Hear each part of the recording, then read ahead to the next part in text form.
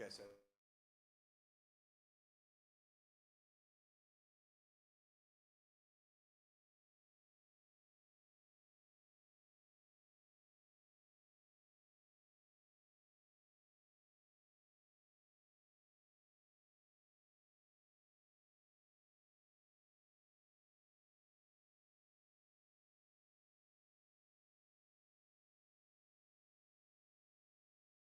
Relax, sit down, coming out of PE town. Drink, find a shot, never mind your liver, get to Gino's spot. Gino spot! Get to Gino's spot. Gino spot! Have a laugh, have a giggle, and exercise your middle, have a Gino shot. Gino shot! Get to Gino's spot. Gino spot! Get to Gino's spot. Gino spot! Have a laugh, have a giggle, and exercise your middle, get to Gino's spot. Gino spot!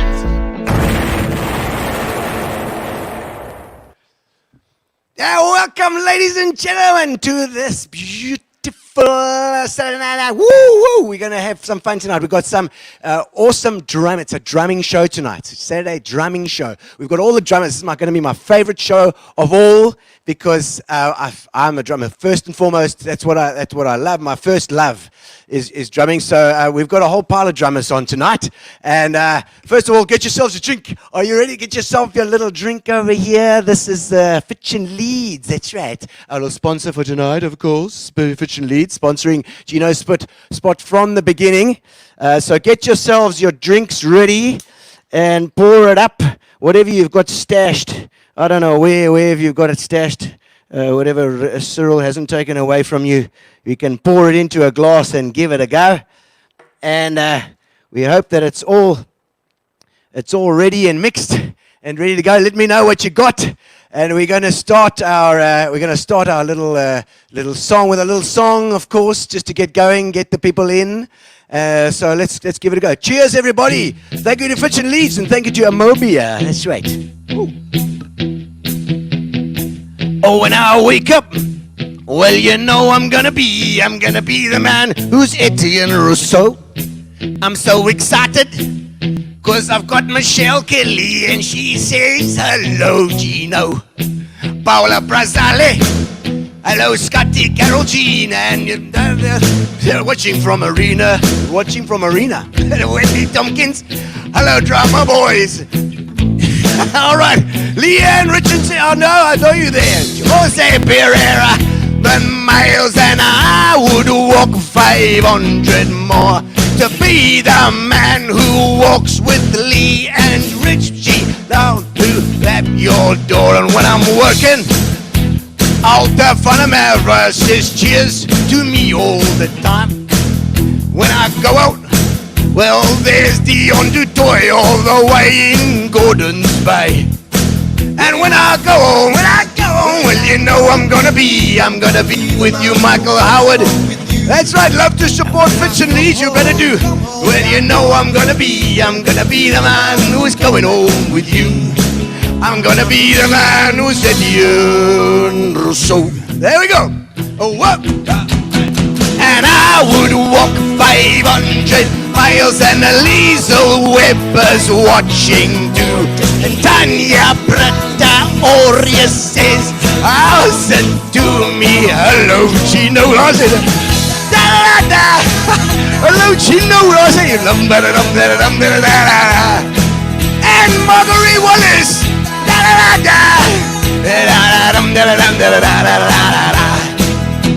And out the Thunder Melbourne and the Carol Chapin just put a blank. She's obviously drinking too much tequila. There she's got at her house. Da-da-da. Go Gino, you can do it. That's right. Da-da-da. Gailrica.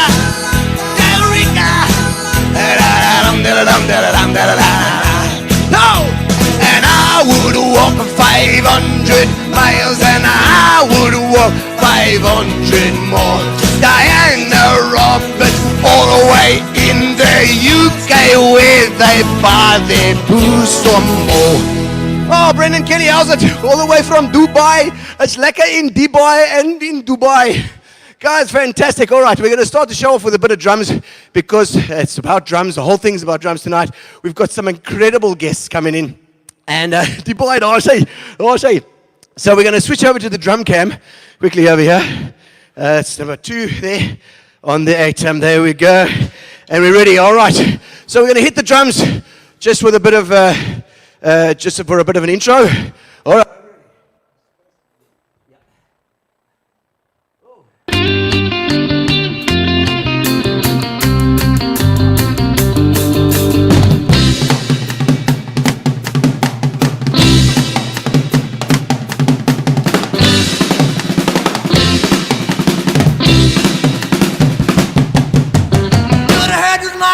Jailbird singing, everybody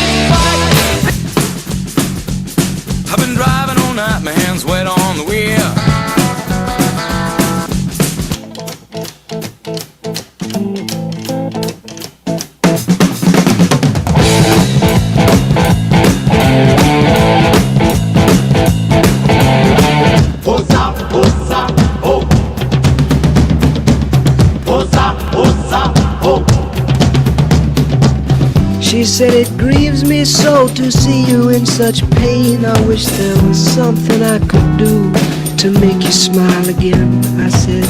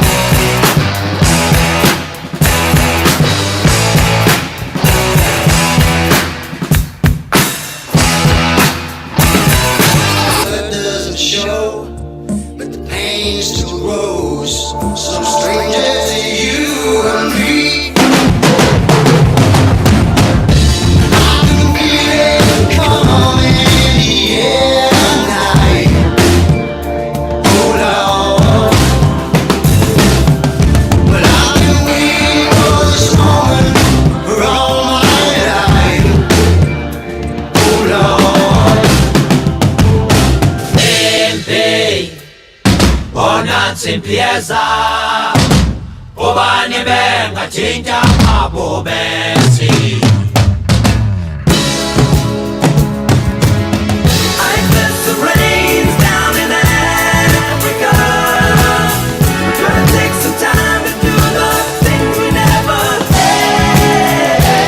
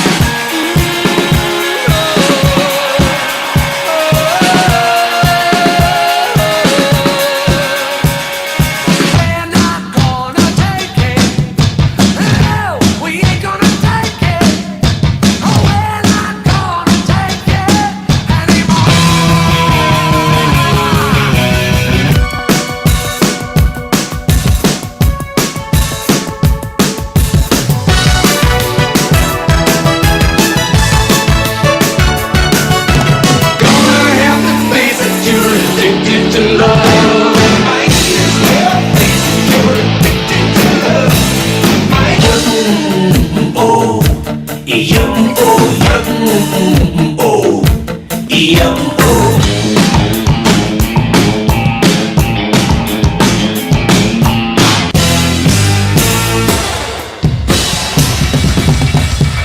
How could we dance when our earth is turning up to the end of the road?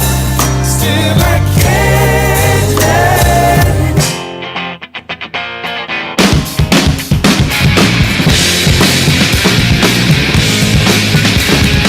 and this is how you remind me. This is how you remind me of what I really am. Waka waka my head, waka waka my head. Tango is so massive, but this is Africa.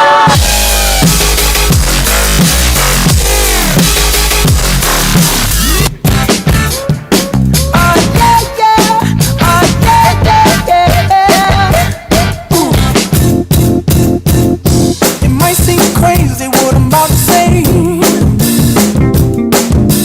Don't believe it, just watch. Come on. Fire it all. All right, ladies and gentlemen, we're back. Oh, it's always a tiring thing, drums, but isn't it? Drums, they are a living, breathing instrument. You know, they take you by the nuts and just.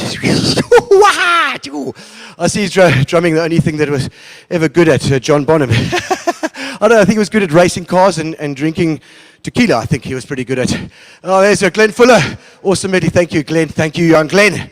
All right, so ladies and gentlemen, Fitch Leedes. first of all, we've got a couple of things to give with first of our sponsors. Obviously, Fitch Leedes, our brilliant Fitch Leedes, and we have in the studio with us. Well, not in the studio, but pre-recorded nicely. Our Justin, our magical mixologist. So take it away, Justin.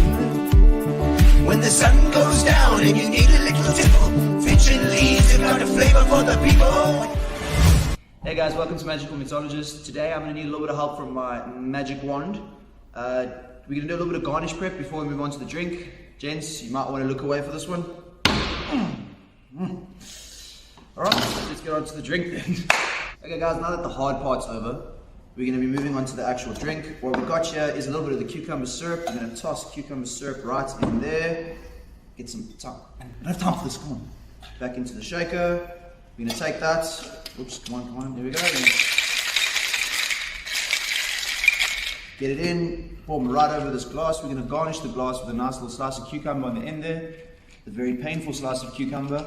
A slice of orange, that citrus just breaks the cucumber and the bitterness that's in the Indian tonic as well. Cucumber adds a fantastic refreshing bit to this. Our Fitch needs Indian tonic going in.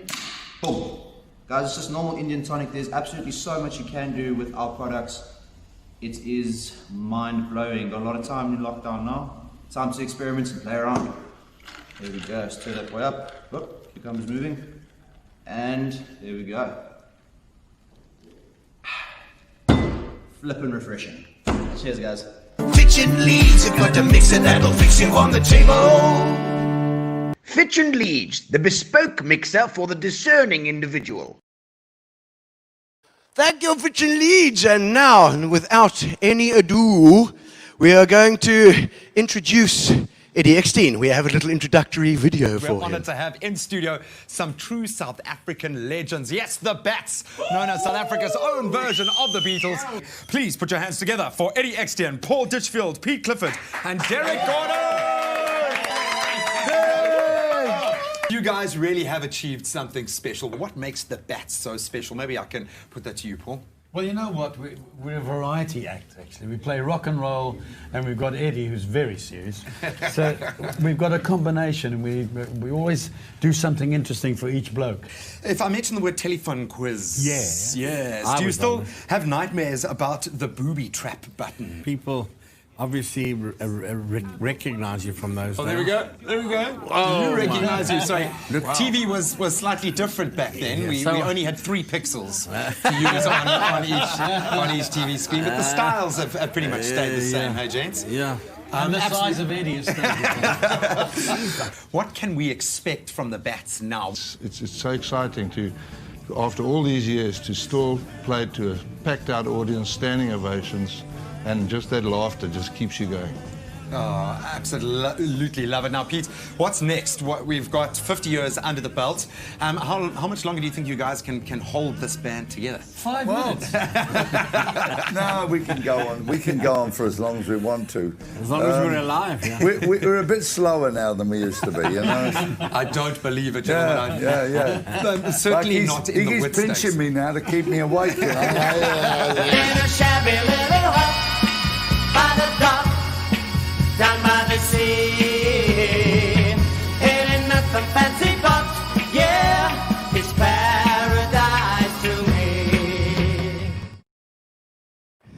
Eddie Eckstein. Eddie, welcome. Whoa, thank you, Gino. That was brilliant. I'm tired for you. How the heck do you remember all those songs? Crikey, Yes, Moses. like, what- you know, Eddie, you know, it's something, you know, I don't know if you have the same story with me, but give me lyrics and scripts to learn, I'm nowhere. But give me a song and I can remember the thing. It's something to do with the drumming maths. I don't know what it is. I've got a very bad memory, very bad. Who are you again? Exactly.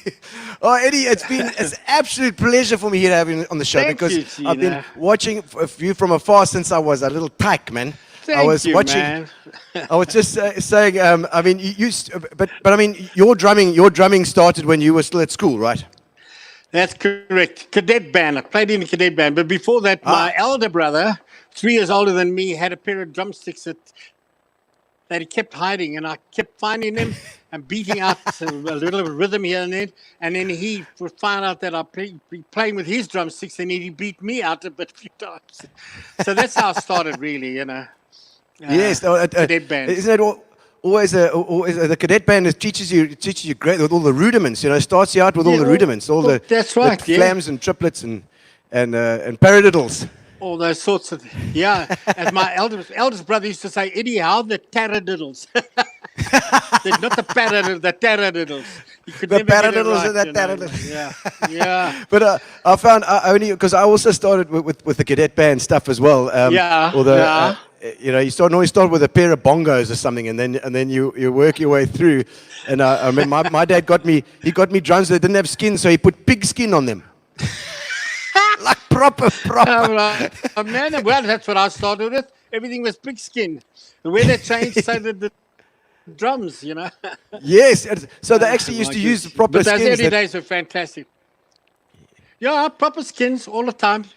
Plastic Jeez, only came in afterwards, you know, what we use today. Man, but yes. all those early days, just pig skin. Yeah. I see Carol Jean is just leaving a message here. She says, "Shh, not too loud. I was a member of Paul Ditchfield's fan club in the 70s. Fan club. Oh, well, you look pretty good if that's the picture now, doll. She does. No, she's good, Paul. I mean, Paul and the guys. Did you guys meet early as well? Did you know each other from a young age? Yeah, I actually met Paul. He used to play for these Sunday socials for a Catholic church, and I used to go and listen, and that's how I met him. He was about 16, 17 at the time. I'd go to these sessions, and, you know, that's how I met him, you know. Yeah, and afterwards we formed a little like band, him on piano and me on snare drum, hi-hat and bass drum. The bass drum was one of those marching bass drums that I got for nothing. It's like a 27-inch, 28-inch. Listen, and you get on a tram. I don't know what people know what a tram is. You see, get on a tram with this thing and go all over the place. It was wonderful days. What you won't do when you're that keen. You know what I mean? Yes. When you're that keen, you do anything to play. You do anything. It's true, just to get out there and do it. Sometimes you think to yourself, if you lose that, you know, you can't lose that. But it's always there. It's always there a little bit. Yeah. You just get roadies as well to help. Afterwards, you need the roadies afterwards. You know? But of course, you know, in our days, our early days, we had contracts. So you played in a venue for 3 months, or 6 months, or 9 months. Jeez, it wasn't like today. The poor guys are doing a gig a day, you know, and you're moving all over the place. Yeah, And you've we got to could go settle one. down and work on new material all the time, which gave us the time Yeah. when you, especially if you're in one place all the time. That's Fantastic. true. days. Hey, I never really thought about that. You're sitting in that hotel or whatever. You've got to either you're going to go badorn it or you're going to write some material. Yeah, you're right, and you rehearse and practice and go to movies in the Yeah. afternoon. At the Astra or the whatever it was Yeah. in those days. Yeah, for sure. Those hectic days. Are you self-taught, Eddie? Do you read? No, or? I would no, a little bit, not much. Okay. When I went to Margate on holiday after I finished matric, which I didn't pass, by the way, and I was on holiday in Margate, and I started singing with they had a talent competition, and Al Warlock's band was there, and I would sing, and I would do an impersonation of Samuel Davis doing impersonations, and a very, very slack drum solo I do, and this Al Warlock took towards me, and he said, "Listen, what are you doing?" And I said, "Well, I've got to go do my army training now." He said, "Well, I'm going to a place called Ba-dumm-Tsss." He says, "Now, if you go to, if you do your army training, come and see me in Ba-dumm-Tsss, and I might give you a job," which I did.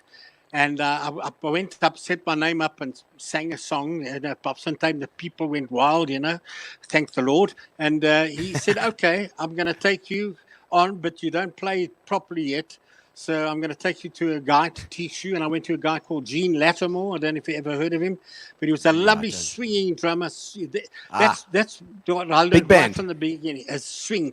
Yeah, and Gene Lattimore, and I took obviously reading lessons, but never to the stage that I could actually sight read. I must be honest with you, which I'm even to this day I'm very sorry for. The fact that I didn't do that.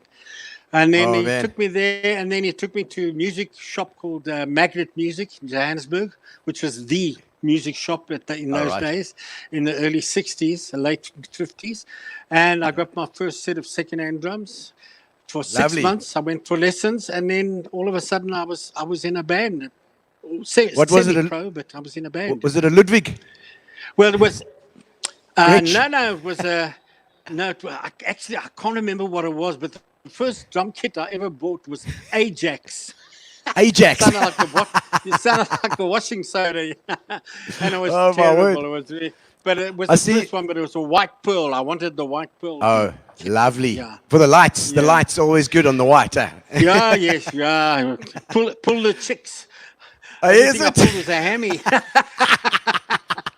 I see. There's one from Gillian Warmanhover says she used to watch you at the Rotunda in Camps Bay on Sundays in the early 70s. Sunday night, I'm sure she remember that, boy.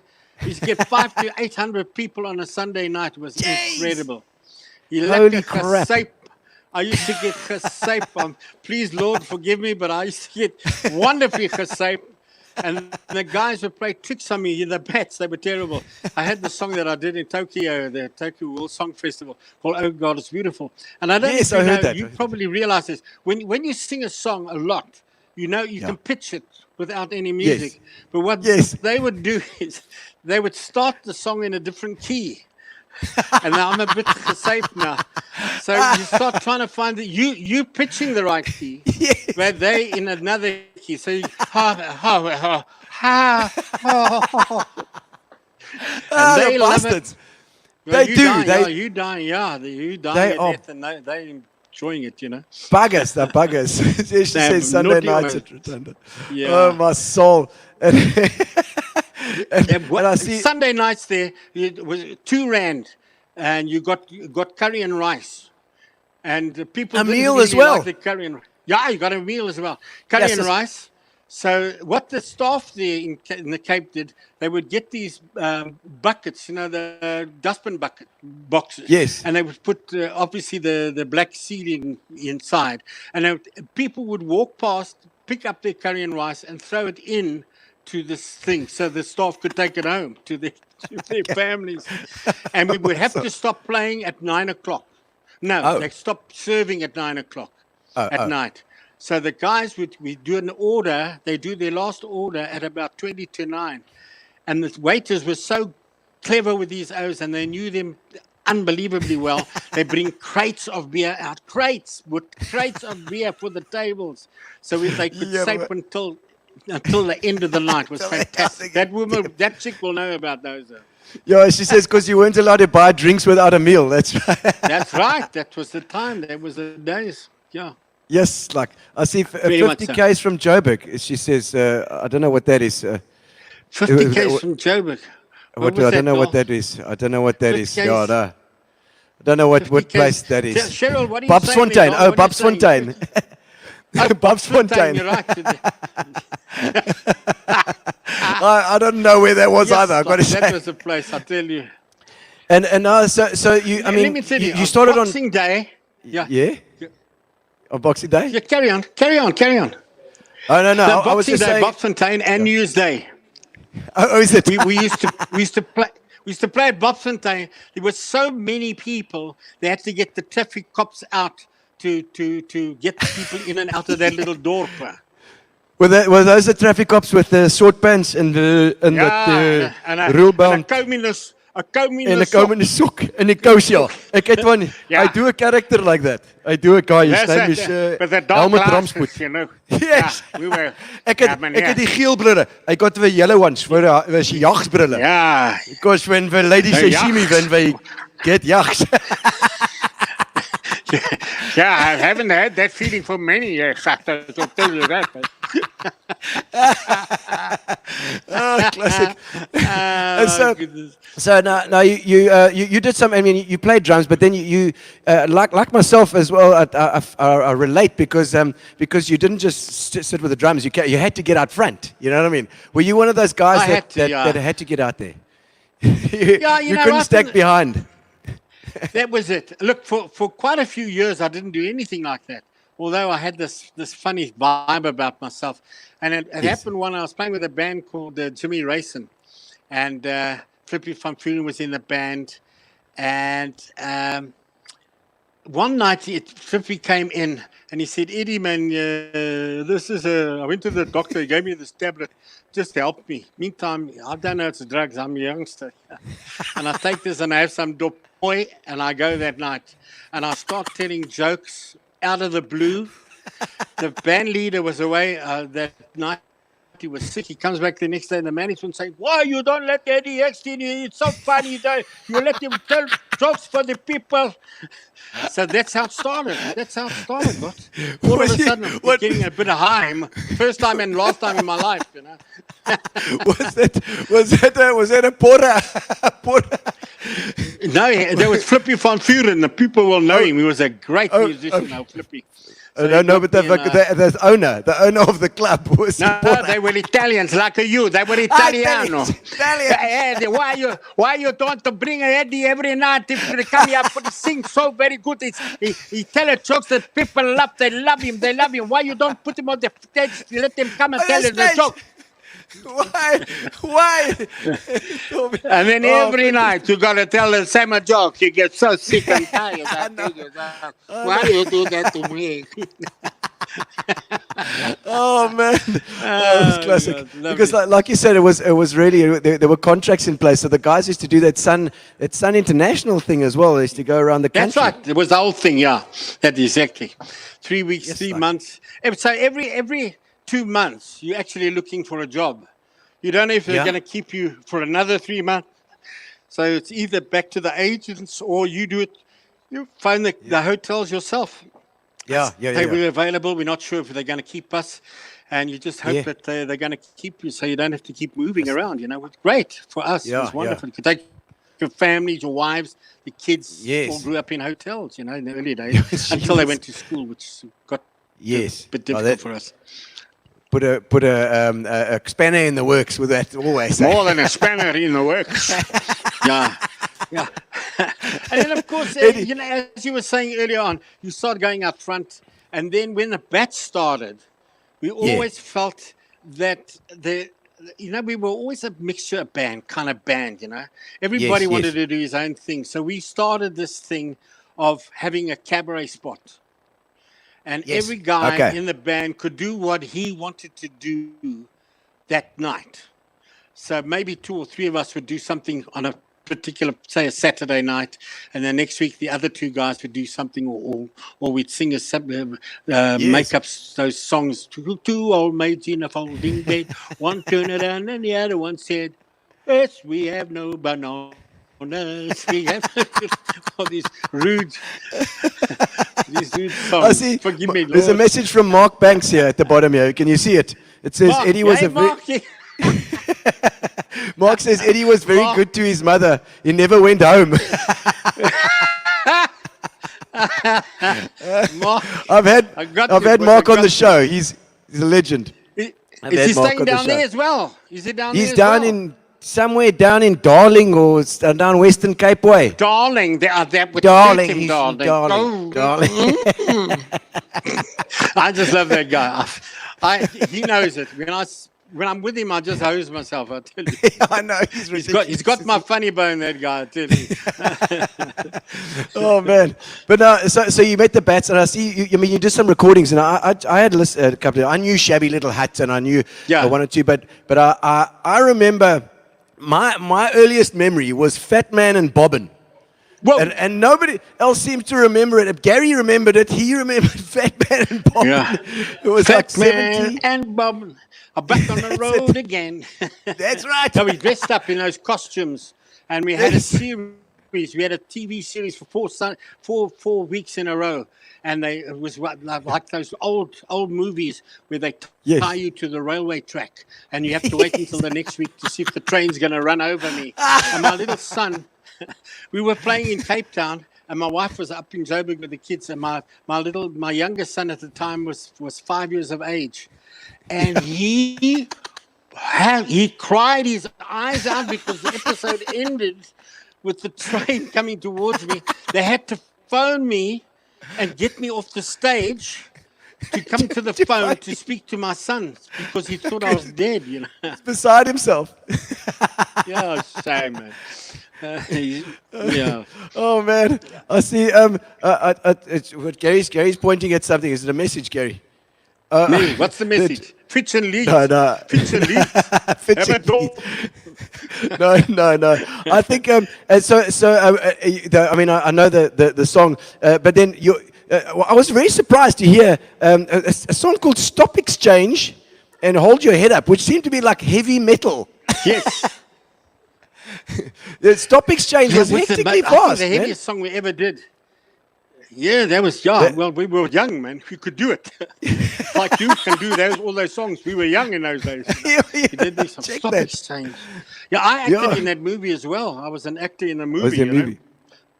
I see. I remember watching Eddie dressed in his Rocky Horror outfit at the Grand Wazoo. Sexy Glenn Fuller. I want to tell you something. My wife, when she never used, if she saw me in that costume, out of it, I was out for a week or 2 weeks. But she hated it. I said, but why don't the other women mark me sticking? Why don't you like me? You look grotesque. How'd you do? Oh my word. Okay, anyway, but now drumming wise, okay, drumming. We've got a pile of drummers backstage here as well. We're going to bring in from time to time. But your influences, your main influences. Earlier on, we were talking about the big band guys. Yeah, Gene Krupa, obviously, because of his showmanship in the early days. I think that was the first sort of big drumming name, and then of course the Buddy Rich, who was just a genius, you know. So they were my early influences, but I was actually probably more influenced by people like Sammy Davis Jr., Louis Armstrong, and the jazz guys like Benny Goodman. Okay. Some swing. Because I was into the swing stuff. And then obviously, eventually the rock and roll stuff happened, and then I went that way. My favorite drummer, as I was saying to you earlier on, is Steve Gadd. Oh man, absolutely! I think he's the best. Classic. You know, he's my baby. He's my baby. He's just so smooth. He's just got such brilliant feel. He's got like natural feel, and he doesn't overplay. Yeah. He just doesn't overplay. And he can nail anything as well. Hey, don't you find he can do like soft or loud, whatever he wants to do? He's not flash. He's not flash. He doesn't want to go mull. You know. He just holds but he's super tight. You feel. I think every muso must feel so comfortable with that guy playing behind him. I tell you, incredible. Absolutely. And I'm sure. One of the guys that we've got Lloyd Martin backstage as well, which we can bring on. Here we go, Lloyd. How you doing, Lloyd? Lloyd, good to see you again. Likewise, and I must tell you, Lloyd, my niece actually was talking to me earlier this evening, and I told her that I'm talking to you this evening, and you might remember her, Nikki Fuller. Absolutely. Bob Fuller's sorry wife. About, she's my niece. Sorry about Bob, yeah, but anyway, wow, thank you. She sends her love, and she says she's sure you much better than you were recently. She realized that you have been sick. She had heard, and she sends her best wishes to you. Thank you. Thank you. That's hundreds. Lloyd's you're looking good. You're looking good, young man. He's looking like. I always was looking good. You guys were just blind. You got your Bruce Willis look on. and Lloyd, you were also up in Joburg first, eh? You started up in Joburg. I started in Cape Town, actually. Oh, okay. All right. I was born there a long time ago, and then I actually moved up to Pretoria to do the military service, and I stayed up there for quite a bit of time after that. Circumstances dictated, Yeah, for sure. And learning drums in the army. No, I started when I was 11. I was Started young. That's 1971, and I was influenced by a guy came from 5 houses down the road from my place in Durban, my dad's place. Yeah. And he said he heard me practicing 5 houses down the road. And he ended up a guy called Rob Naseby, and he ended up being a guy who used to tour Europe quite a bit in. Not in any big band, I don't think. He did covers and the shows and that. Yeah. And so he was an angel to me. He introduced me to King Crimson and Led Zeppelin, John Bonham, and all those Billy Cobhams. And he just nailed me to the right mast at that stage. Okay. Wow. Brilliant, man. Because I know that you've been in PE for quite a while now. Quite a few years, and you're playing with the brothers here. I know that you were playing with the brothers, and I've always thought absolute master on that kit. You are fantastic. Thank you. What a and Eddie, you and I heard him once. I watched him once, and I was flabbergasted. I broke my drumsticks. I went home and broke my sticks. Well, I think I've done that a few times with Lloyd as well. Yeah, but I know Lloyd reads well as well. You're a reader too. Yeah. I didn't actually. I wasn't sort of formally tutored. I learned on the road. Literally, I had to. You can bluff people that you can read for so long. Yes, in the process, I always had good ears, so I was able to do it. And then I was watching this piece of paper which looked like hieroglyphics initially, but then it made sense. And then I just that's how I learned, Yeah, fantastic. But brilliant drummer, and we've got a couple of people still backstage here as well. We've had a hassle with Barry Van Zyl. Unfortunately, he can't make it. He's between trying to get the internet. We couldn't get him on. We couldn't get about it. But we've got Kevin Mattheus here from all the way from Durban. All the way from Durban. Hello, Mattheus. Yes. I'll say. Hello, Mattheus. Hello, Kevin.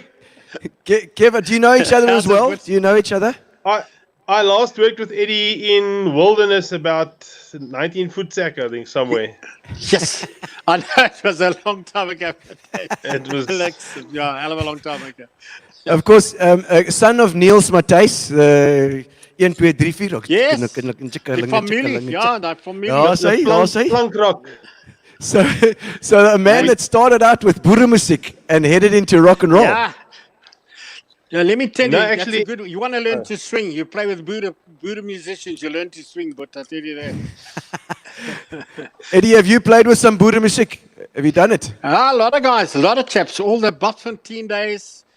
The first 5 years, no, I did. We played a lot of boeremuziek with Al Willock's band because Flippy was in the band and a couple of the Afrikaans guys. So I played a lot of different music in my first band with Al Willock's. Yeah. Well, I know Kevin has had a major influence on my playing because when I was younger, I used to pop around at the shop at Tempo Music there and go and jam upstairs. And and Kevin would pop up and come and play with me. It was the best time ever. It was like another drummer playing, and he could play anything I could play and more. So it was fantastic. Those were the days, eh? I loved it. I loved it. Kevin has always been such a neat drummer. Kevin, you've always been such a neat drummer, bastard. And and he can druck. You know, Kevin's got that druck. Yes, he's elevated. There's Gino. There's me. That's it. Yeah, no, And, I also started off. all right, with the sorry. No, carry on, Kev. No, I was just gonna say when I started off, I also started. Basically, I mean, Led Zeppelin was my first influence. Yeah, and then I sort of got into my dad's band, playing all the pop music of the days of the 70s. So country, waltzes, cha-chas, rumbas, the stuff that kids don't play these days anymore. Yes. Did you play a Sitius? Oh, yes, sir. Wat is Sitius nou? Ek ken nie daai een. Is dit so te dans of wat? Ja, Sitius, man. Just like. Is dit so? Kap so. No, that's te vinnig. Te vinnig. Is it like a shuffle, like a slow dance? Yeah. Just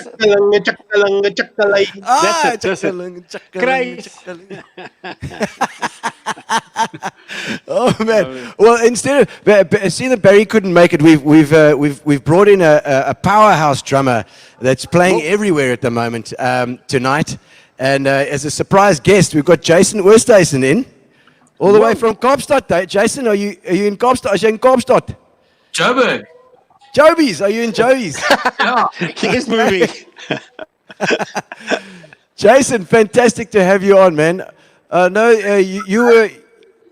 You were playing with a whole bunch of guys. When I saw you the first time, I think it was with Van Coke or one of the guys at Splashy Fen.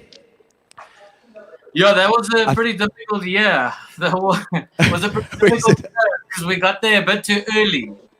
And we obviously oh dear! In that, I don't know what to do.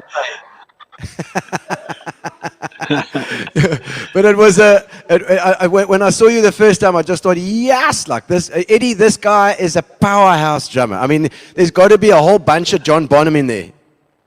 Jason, is it? Well, he looks like the right size, eh? Yeah, he does it. Eddie, I'm very sure. Yeah, I mean. Bonham's obviously like a massive influence. Drinking, obviously, played a big part. We definitely share that in common. And I like it. And hot rods. Hot rods was the other thing Bonham enjoyed, I think. I don't think I've gotten to that stage yet. Okay, you got to get the money first. I'm still into combis. Oh right, that's kind of surfer. Gotta have one if you're a drummer. What did you used to tour in, Eddie? A combi. What else? As well. Yeah, that's it. Yes. It's a drummer's car. It is. I had a Beetle for a while. I got to say, I fitted in this huge bloody kit in this Beetle. Used to travel around everywhere. And then we got a panel van. Panel van for me. Yeah. I got a very rude joke about a panel van, but I'm not going to mention it on this show. No, Jason, I know you do all the twirly, sticksy stuff. I know. I twirl once or twice, and my stick goes out of my hands. I got to hang on for dear life. I did it once and broke 4 fingers. You know what I actually figured out is every time I'm a bit too drunk to pull off a part in a song, I do a stick twirl. It's a good idea. And then no one knows. They all think, wow, that was a great trick. Meanwhile, I just missed like an interlude to the next part. Well, you can learn from Eddie in that if you forget the entire song, you just do a bit of comedy. Yeah, just Eddie, I think I saw you at Dockside at a Battle of the Bands with Derry Gordon in the early 2000s. Yeah, that was. Yeah, you're right. We were there. Derek Gordon, the other Derek Gordon. There's one with us, and the other Derek Gordon was I think managing the place at the time. Hey, yeah. That was because my dad was in Battle of the Band. Sorry, your dad? My dad was in that. He was entered in that Battle of the Bands. He used to play for Kid Clubs. Oh, I missed that. Sorry, played for Kid Gloves. Kid Gloves. Oh, my goodness. So that was your dad, you say? Yes, yeah. So that's for you for the first time. Yeah. Oh my goodness. Okay. Yeah, hell's bells, man. You know, and Derek Gordon, I remember Derek playing here in PE at the, your Derek Gordon, I think, Eddie, with Mello and Jive. Yeah, but you have the two Derek Gordons were in the same band. You know that, eh? Oh, were they? They're both in the same band, and the drummer was Weedy Gordon.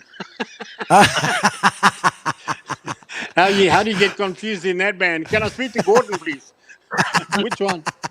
I think Godfrey Minnie was playing at that time. I think he's the late right. Godfrey Minnie. Shame, the late Godfrey. You guys at the bottom there, you'll know Godfrey Minnie. Yes. Very well. Yes, and I don't know if you know him, Lloyd. I remember Godfrey used to play Mellow and Jive. Who was it was Derek Gordon was on bass, I think, and his wife, was it his wife? Yeah, his wife Linda on keyboards. Linda, his wife. Yeah, okay. Keyboards, she played keyboards. And then Mike was on guitar. Mike Pepper. Mike Pepper. Sorry, Mike Pepper, yeah. That's him. He had one of those Hohner cut-off guitars without a headstock on it. And apparently he used to dress all strange, and he was strange in those days. They say. Well, that's what Derek Gordon tells me. He says he would spend like 2 weeks talking like a Scotsman, and then and come back and start speaking like a Frenchman for 2 weeks. I see Joanne down there. Kevin, can you read that message there? Do yourself a favor and ask Kevin about his high school combi. Random tunnies have told me stories. This is Kevin's daughter, by the way. She said, so we got all the oaks online here to make sure we cause cuck for you, Kevin. Yeah. I desperately wanted to buy a motorbike when I was in matric because I'd been earning good money with the old man's band up to then. Yes. You see? But he was like, nah, you're going to break something and you can't play. And eventually they found me this combi. I bought it it was 1980 I bought it. That combi was 8 years old. I could buy it cash with the money I'd been making out of playing part-time in my dad's band. These days you struggle to do that playing full-time these days. But then I had to get that combi, and it was converted with a bed in the back and a bit of wine when you could still buy wine. You know. Yeah. We won't go any further than the bed in the back, Kevin. It was to pack the equipment on. Oh yes, of course. Is that what you call it? Yes. Just put your kit down there. Yes. Oh my word. Okay, so influences. We've got Eddie. Eddie says Gene Krupa, Buddy Rich, and a bit of Steve Gadd. Jason, what your influences? John Bonham, I know one. Yeah, John Bonham, Ian Pace, Billy Cobham, and some of the new guys are pretty cool as well. Taylor Hawkins, Foo Fighters. I'm trying to think. I think growing up, I went into that punk era where Travis Barker was cool. Okay. It depends when you grow up. I think when you're getting in your teens, you kind of the stuff that you're listening to. I mean, I don't know what music was around in your teens, Eddie. Was it Bach, Beethoven, and Bach? No, rock and roll. Rock and roll. Rock and roll. The early bands. We played all the Latin American stuff. It was that kind of dancing. The dancing in those days was the foxtrot and the tango and all of that. And then it developed obviously into the rock and roll era, Yes. And so I mean, I don't know if Jason, what you like about those things. I mean, I know you can see in your style that heavy bass drum and that snare is just so nice and deep that you got there. I know you experiment with a bigger bass drum. I noticed that. With the 26-inch or 24-inch. 28. She was 28. Whoa. That's like your big bass drum, Eddie. You need 2 combis. Yeah. Yeah, it's that big bass drum sort of thing. And yourself, Lloyd, influences. Bonham was a big influence.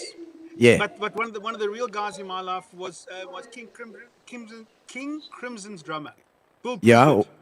Oh, Bill Bruford. He was with Yes as well, wasn't he? Yeah, that's right. Awesome, Yes. awesome. Yeah. You know, he was a pioneer. He broke Absolutely. the paradigm. Yeah. He did. And I think he had that whole electronic thing going on as well, quite early on.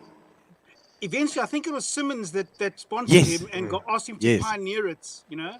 Yeah. You know, he got into a lot of techno stuff, and I think it was great for him, and he did pioneer stuff. But I think his drumming with King Crimson was just blow away. It was unbelievable. Very. Yeah. Well, I haven't. Yeah. And Kevin. No, well, I'd have to go with Bonham. I love Pace's. Pace's hands was great, but Bonham was just a complete machine, a rhythm machine.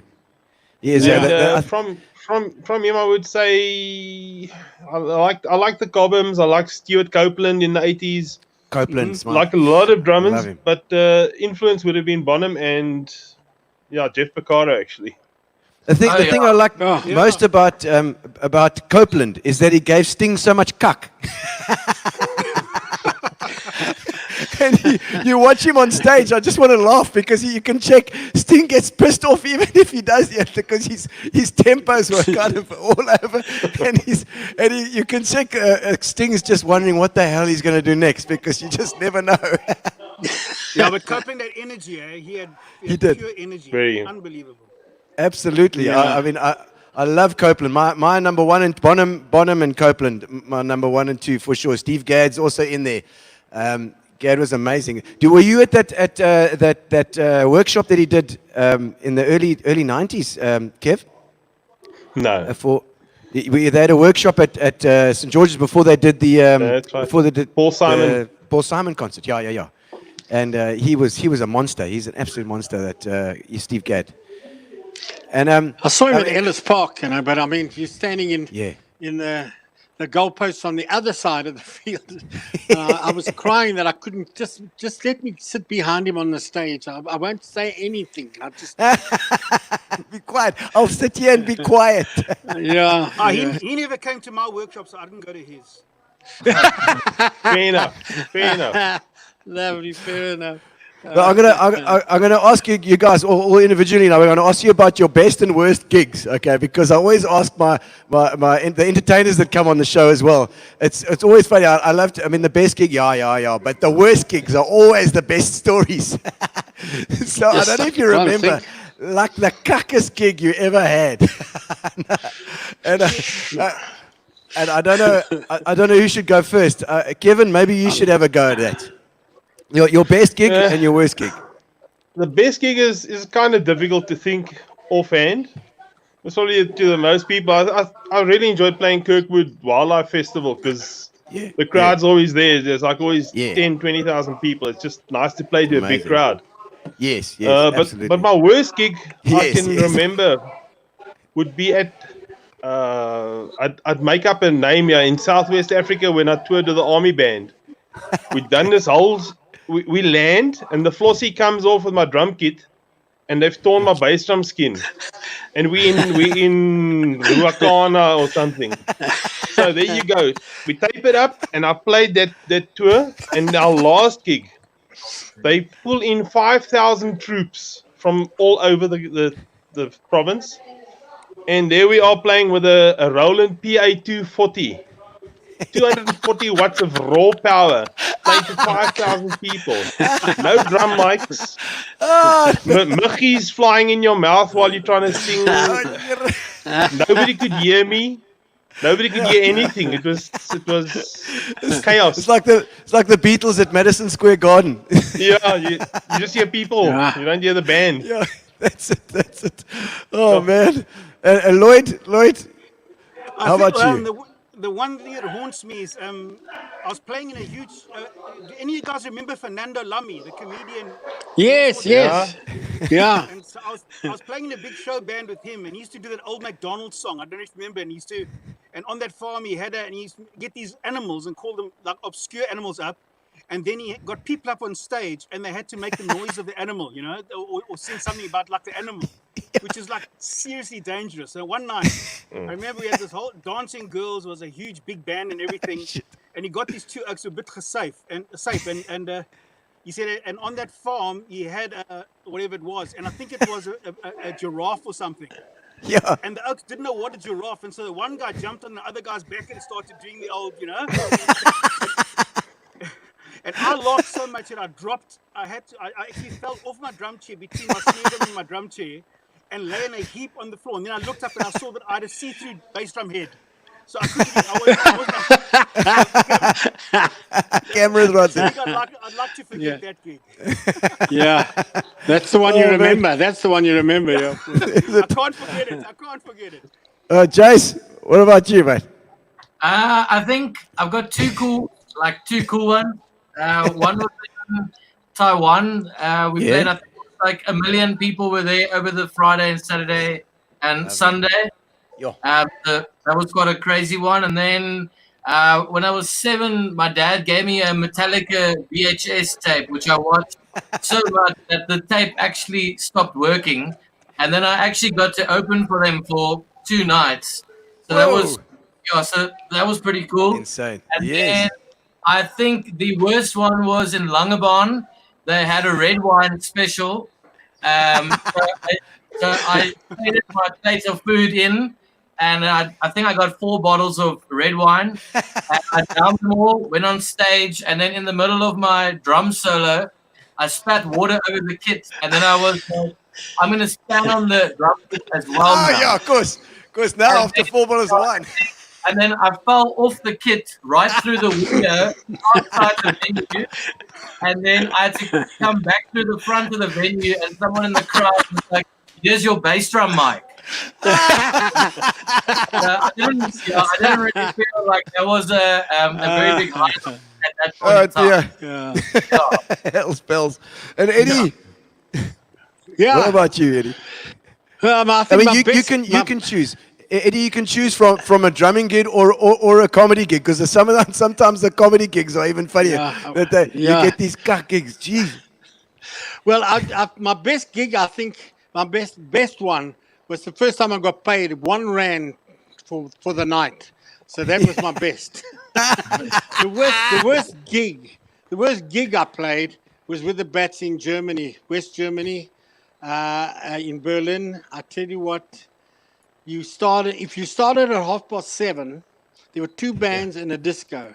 If you started at 7:30, you're lucky if you finished at 3:30 in the morning. Oh, yes. So you'd be on 45 minutes, DJ for half an hour, the other band 45 minutes, and then a half an hour. So you've got to sit around for, like, I don't want to work it out. I mean, 45 plus 2.5 hours. So it's 1.25 hours, 1 3/4 hours. You've got to sit around for the next, and you just play the same songs over and over. That's the worst. But the worst gig I ever did, I was booked, what's his name? Lance James booked me for this gig. Big Daddy Lance James. At the Springs Hall. Eddie, do you know the hall? I said, yeah, the main hall. I said, is it the main? Yeah, the main hall. Eddie, now you do that. I said, but listen, Lance, got to tell him I've got to do the gig early because I've got another gig in Pretoria. So I get to this venue, and I've got the name of the person. I said, ask the people, can you find this guy? Nobody can find this guy. Anyway, I do the gig. I shoot off to Pretoria, and I do that gig. And Monday morning, I get a call from Lance. Eddie, you weren't at the gig. I said, which gig? He said, Springs. I said, of course I was at Springs. I did the gig. What are you talking about? And we find out that there were 2 venues. And I done the wrong venue. So I sent a letter to the other people for the fee. They wouldn't pay me, man. They didn't pay you. So that was my worst. I did it. Oh, man. And then, you know, Yeah. I did say though, if ever I worked for that company, I would charge them double. And believe it or not, 3 years later they booked me, and I did charge them double. So I got my money Yes, eventually. got it back, you bastards. Yeah, no, lovely. Rob van Vuuren, a comedian, I had him on a couple of shows ago, and Rob is Yeah. insane. He does that with Low Fenter. He does that most amazing show, and he does the Corneille and Twaki. And I don't know if you've seen those acts, but they are mental. They are mental. Yeah. And he said his worst gig, you reminded me, he went to the yacht club or something, and he did this gig, but it was very stoic. You know, this whole thing was quite quiet. and there, it was like, there was he had a rabbi. There was a rabbi there, and he was rubbing the guy's head, and they were doing this whole comedy show, and they found out it wasn't the right place either. It was like a funeral or something. Oh, God. And they just threw everything at it. Oh, my word.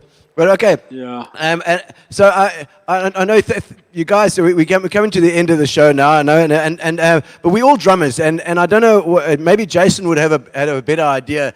But you know, I often think of the future of musos and drumming in general. You know, with this, it seems that the DJ producer kind of guys are sort of doing their own thing with it's got a different sound, that whole house thing. You know, is there space for drummers, or are we a dying breed, or you know, what do you guys think? I mean, Jace, maybe you should.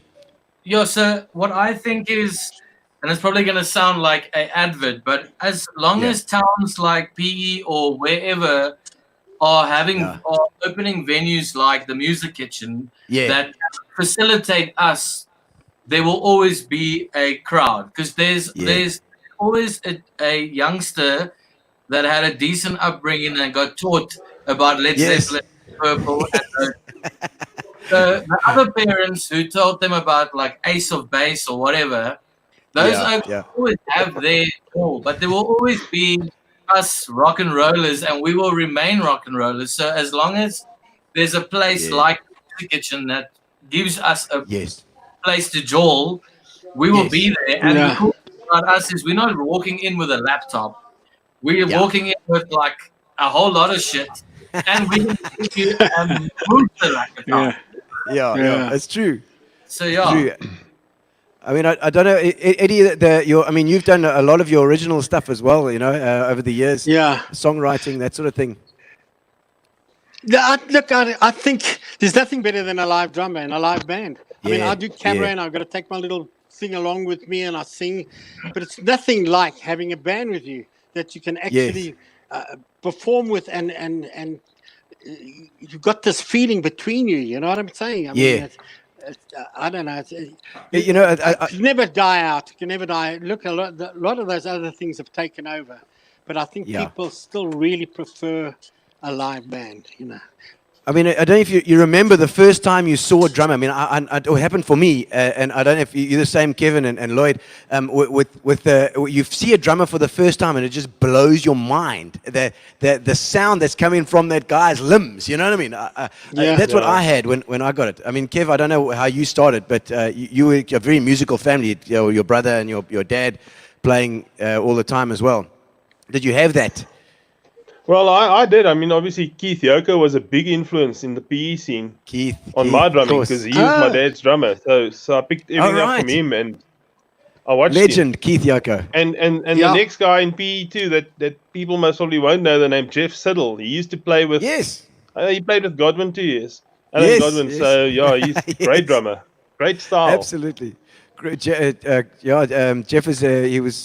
I've seen him recently as well. He was at a company. He was Gendermark. He was at Gendermark, I think. No, that's and Lloyd, did you get that? Did you get that initial thing at when the first time you saw a drummer?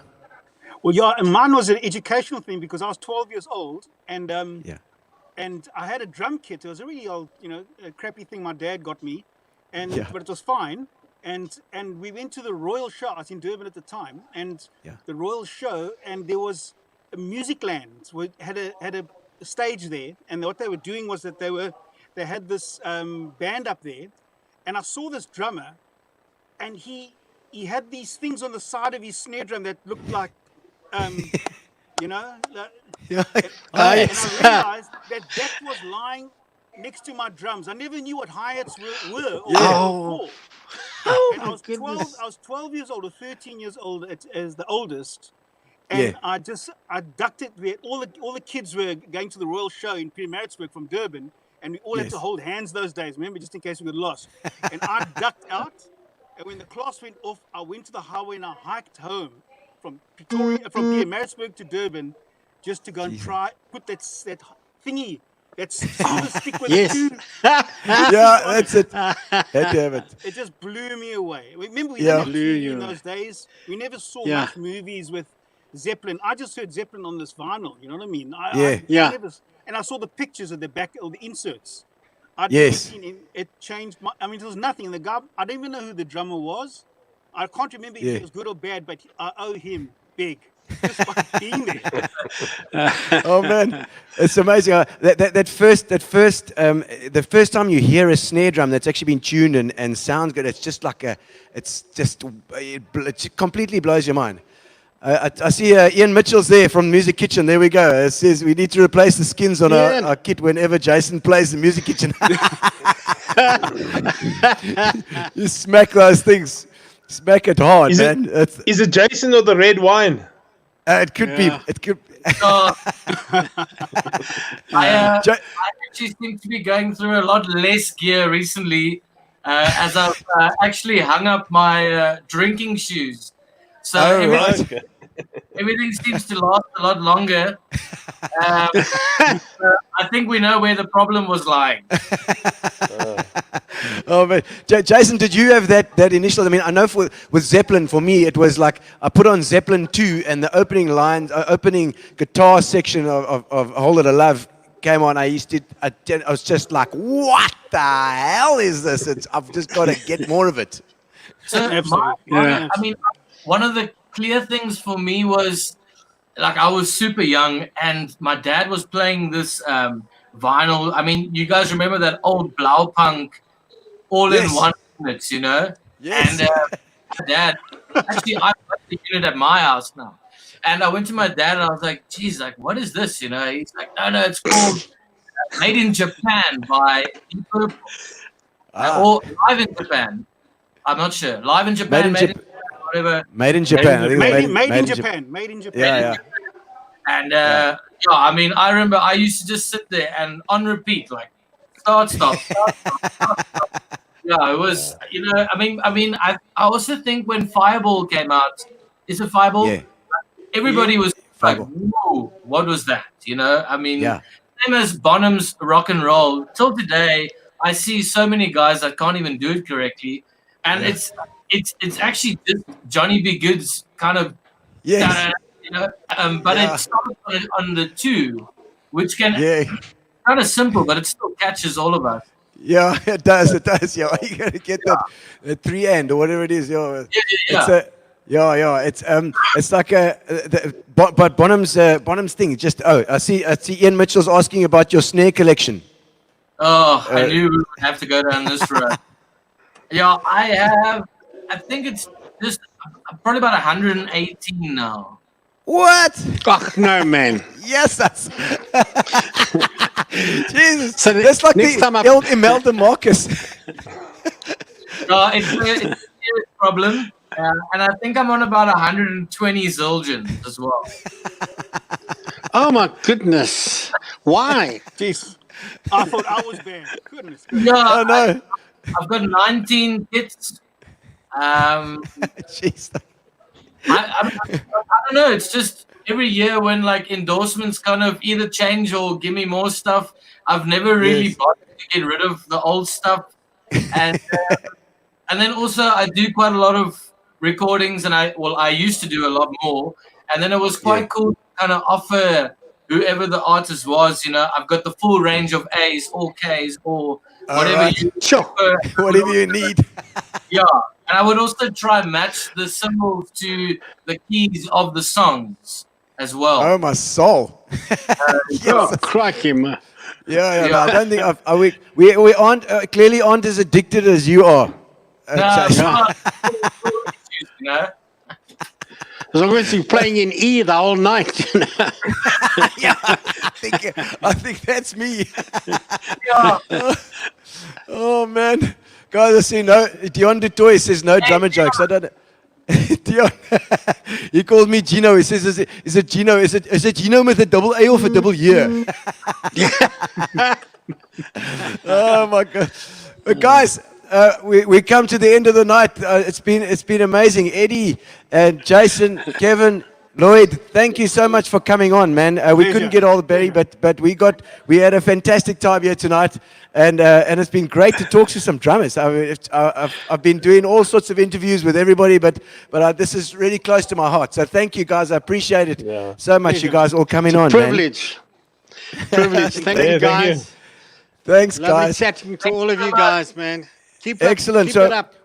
we've got a competition now. We're going to do a little compo, and I've got a case of Fitch Leedes that we give away every time. So whoever's online now, get ready with your keyboards, because if you can guess the artist and the song, it's going to be amazing for one. And if you can guess even just the artist, if the first one to get the artist and the song. Or if nobody gets that, then just the artist will be fine. The first one to get that will win a case of Fitch Leedes mixes for you, for sticking around for our fantastic Gino spot, which is my favorite because it's drums. Yes! All right, so we're going to head over to the drum cam now and do that. We are going to... I'm just going to get my sticks ready before Gary pushes play over here, because it's a solo. It's a drum solo from a song. And it was one of my favorite drummers. We haven't mentioned him tonight yet, actually, but we'll mention him afterwards. All right, so hang on 2 seconds, Gary. Wait a minute. Here we go. First one to get the name of the artist and the song, or if you can't get the artist and the song, then the artist. Whoever gets those in order. On the comments. Are you ready, everybody?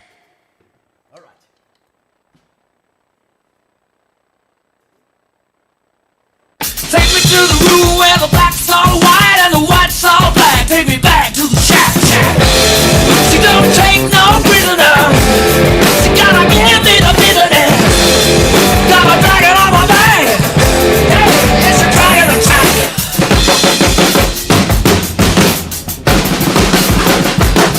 Get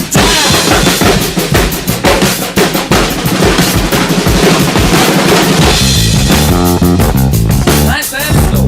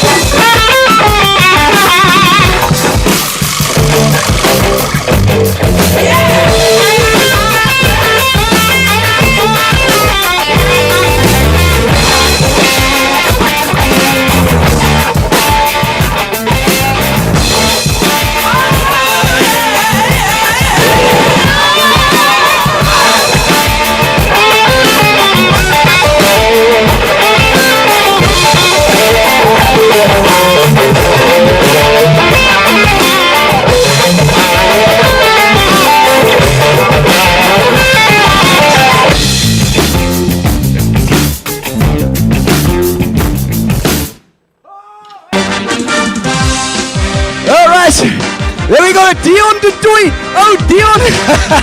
He was on the button. That's right. Dion Dutoy is one of Queen. That was Queen. Roger Taylor, one of my favorite drummers as well. Roger Taylor and Dragon Attack. And thank you for joining us at Gino's Spot tonight. Thank you to Fitch Leedes. Thank you to Amobia, baby, for the internet. And thank you to ECM for the transport. Thank you so much for joining us. On Tuesday, we've got a whole Queen special on. Our Queen show that we did a while ago. We're getting all the center stage performers on, and we're going to check out the Queen show that we did, what we loved, what we didn't love, what we found difficult, what we didn't. It's going to be great fun. So join us. Dion Dutoy, you've got a case of Fitch Leedes coming to you, young man. All right.